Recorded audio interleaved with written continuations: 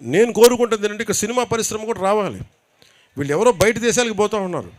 ఆ డబ్బులు కనుక ఇక్కడికి వస్తే ఇక్కడున్న 50 మంది ఆడపడుచులకు కానీ ఇక్కడున్న 25 మందికి ఒకరోజు షూటింగ్ చేస్తే డబ్బులు వస్తాయి మనకి.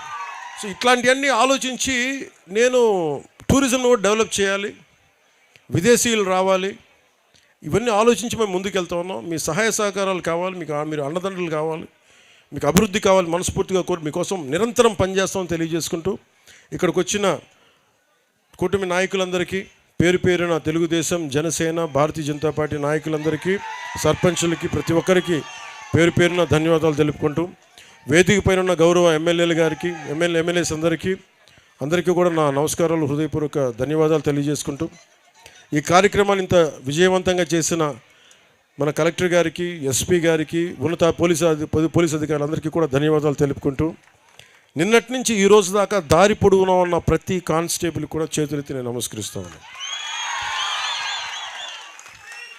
సో మనస్ఫూర్తిగా మీ అందరికీ, అలాగే ఈ రోజున నేను ఒక మాట చెప్పి ఫండ్స్ సరిపోవట్లేదంటే ఉన్న ఫండ్స్లో ఎలా అడ్జస్ట్ చేయొచ్చని ప్లాన్ చేసిన కృష్ణతేజ గారికి, పిఎస్ మధు గారికి, ఓఎస్డి వెంకటకృష్ణ గారికి కూడా మనస్ఫూర్తిగా ధన్యవాదాలు తెలియజేసుకుంటూ, కానీ ఎందుకంటే మనసు పెట్టే నాయకులు మీకు కావాలి.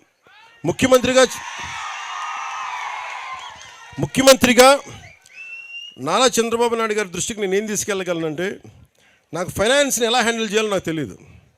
నాకు తెలిసిందల్లా మీ కష్టాలను గుర్తించి ఒక అనుభవజ్ఞుడైన నాయకుడు ఉండి, సార్ ఈ ఇబ్బందులు ఉన్నాయి ప్రజలకి, రోడ్లు వేయాలి, డోలీలతో ఇబ్బంది పడుతూ ఉన్నారంటే పాపం వెంటనే ఆయన అడ్మినిస్ట్రేటివ్ శాంక్షన్ 39.40 కోట్ల రూపాయలు వెంటనే చేశారు.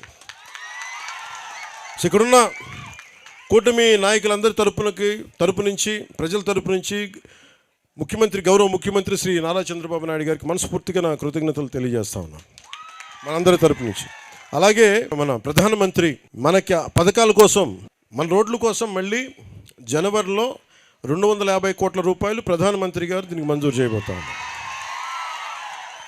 సో ఇవన్నీ మేము చేయగలుగుతున్నామంటే, నేను దశాబ్దం కష్టపడ్డాను, నేను తిరిగాను, తిప్పలు పడ్డా, తిట్లు తిన్నా, కుటుంబాలను బెదిరించారు, ఆడపిల్లల్ని బెదిరించారు, ఇంట్లో ఆడపిల్లల్ని, భార్యని బెదిరించారు, తిట్టారు. ఇవన్నీ ఎందుకు పడ్డామంటే, ఒక డోలీ మోత మోగే ఒక గ్రామానికి రోడ్డు వేయగలిగితే సంతోషం. ఇన్ని తిట్లు పడ్డాగా నాకు ఎందుకు ఆనందం ఉందంటే, బాధ్యత తీసుకున్నాడుగా తిట్లు పడతాయి. సో బాధ్యత, ఇన్ని 5 కోట్ల మంది ప్రజల బాధ్యత తీసుకొని ఈరోజు తిట్లు తింటూ కూడా మీకోసం ఉన్నామంటే, మీ జీవన స్థితిగతుల్లో మార్పు రావాలి, దానికోసం మేము త్రికరణ శుద్ధిగా పనిచేస్తాం అని తెలియజేయడం. అలాగే దీన్ని అనంతగిరి ప్రాంతాన్నంతా మనం ఊటీగా పిలుచుకుంటాం. దీన్ని ఒక్కొక్క చోట చూసి ఎంత సుందరంగా ఉంది. మనం విజయనగరం వెళ్ళినా కానీ, సాలూరు ప్రాంతానికి వెళ్ళినా, మనం పార్వతీపురం వెళ్ళినా కానీ, మన్యం ప్రాంతంలో ఎక్కడ తిరిగినా చాలా అద్భుతంగా ఉంది. కానీ ఉన్నదల్లా సమస్య ఏంటంటే, మనకి కొంత డిసిప్లిన్ కావాలి. టూరిస్టులు కావాలంటే వారికి కొంత బాధ్యత నేర్పించాలి. సో వీటి మధ్య అనుసంధానం చేస్తూ టూరిజం శాఖని డెవలప్ చేయాలి. అలాగే నేను ఇందాక యూత్తో మాట్లాడుతూ ఉంటే నేను కుర్రాన్ని అడిగాను, గంజా ఎక్కువ పండుతుందా ఇక్కడ, గంజా ఎలా ఉంది అన్నాడు. అంటే ఆహా చాలా సూపర్ అన్నాడు.